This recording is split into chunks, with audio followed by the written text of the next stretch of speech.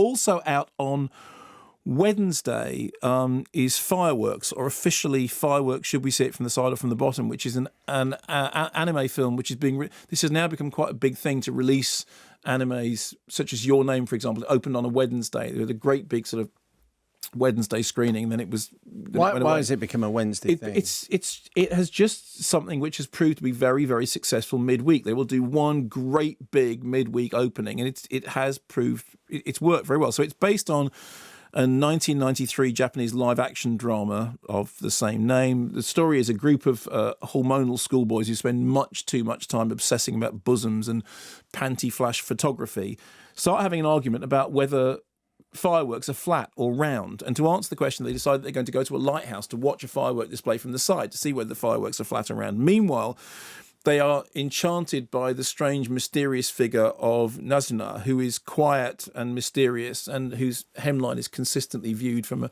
somewhat suspicious low angle. And two of the boys have a swimming race, the deal being that whoever it is that wins the swimming race, Nazuna says that she will go with them to the fireworks, and the wrong one wins. And then the person who loses finds a sort of magic ball which enables him to turn back time and to go back and to relive, like the time turner in Harry Potter and Prisoner of Azkaban.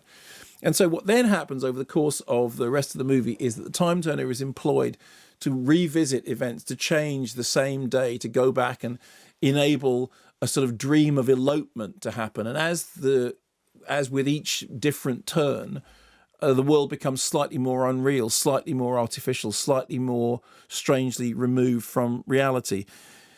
It's an interesting film. I mean, it's very visually slick, although I have to say slick in a way which, for me, sort of somewhat lacked depth. I mean, yes, it does have spectacle and it does have a sort of cyclical romance, but if you put it next to something like Your Name, you suddenly realise that it's surface rather than depth.